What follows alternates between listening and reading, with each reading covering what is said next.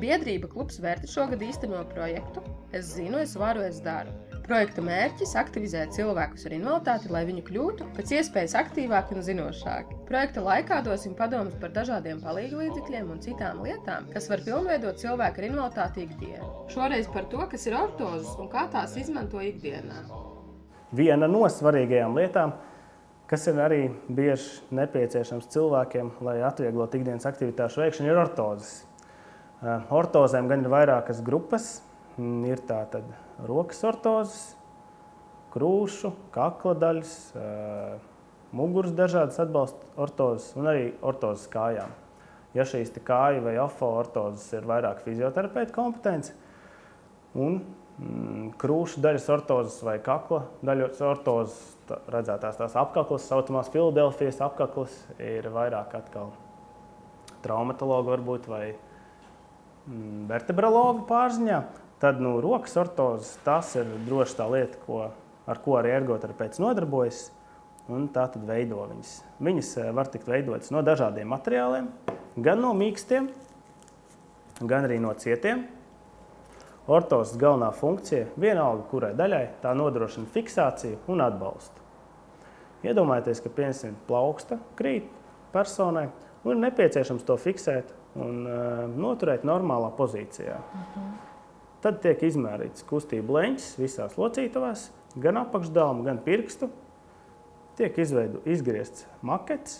Makets tiek ielikts ūdenī, augstā temperatūrā, apstrādāts, kļūst elastīgs, un no šī maketa tiek izlocīta šī ortoze, piegriezta vai aplīmēta, lai pēc tam nesviedrētu varbūt tādu. Un tādā veidā jau tiek izgatavota gatava, kur tiek ielikt iekšā roka, ar speciālām saitēm nostiprināta, lai tā arī tiktu fiksēta un to varētu vienkārši gan uzlikt, gan noņemt un lietojam ikdienā. Ortoze atvieglo cilvēkiem tieši manipulāciju veikšanu, ja ir krītoša plauksta, ja ir nepieciešams ar pirkstiem manipulācijas veikt. Šīs ortozes gadījumā. Šī ir cietā ortoze, bet, kā jau minēju, arī ir mīkstās ortozes. Cietās ortozes jāizmanto ir līdz 2 stundām, vai reizēm viņas velk vakaros. Cilvēki. Mīkstās ortozes var lietot ilgāk un arī pa dienu. Pat pārvietojoties ratiņkrēslā, gluži vienkārši, lai stabilizētu vai aizsargātu plaukstas locītavas. Tas būtu šāds te, vienkārši materiāls ir mīksts, elastāns klāt ir, arī locītava tiek stabili nofiksēta un spēj veikt visu nepieciešamās darbības. Kas ir varbūt interesantāks, kas ir šūts tepat uz vietas, tāpēc viņam arī tas dizains tāds īpašāks. Šis te ir tenodēzes cints. Kāds? Tenodēzes cints. Šī ir tāda pavisam specifiska ortoze. Ar viņu tiek veidots cilvēkam, kuram ir augsts muguras smadzeņu bojājums. Šādā veidā roka šeit tiek ievietot iekšā.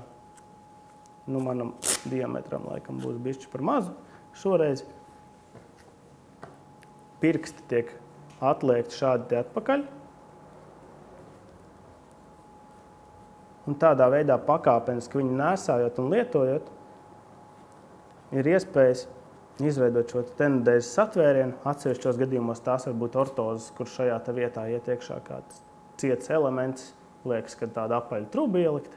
Vai arī šajā gadījumā cilvēkam, kurš šī telpa brīvā nav aizpildīta starp roku, var ievietot kādu priekšmetu, pieņemsim pingpong raketi, un viņš veiksmīgi var spēlēt pingpongu ar pleca locītavu. Gluži vienkārši viņam iztrūks satvēriens, bet ar šādu vienkārši cimdiņu apliekot, viņam ir āķveida vai cilindriskais pilns satvēriens, un viņš veiksmīgi var pildīt savus ikdienas uzdevumus, kas viņam liekas svarīgi.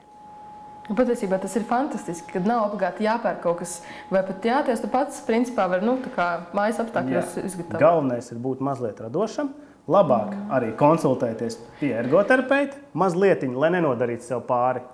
Bet kopā noteikti, ka to var izdarīt un nav vajadzīgi ne liela finansiāla ieguldījuma, ne arī tas laika ziņā neaizņem daudz laika.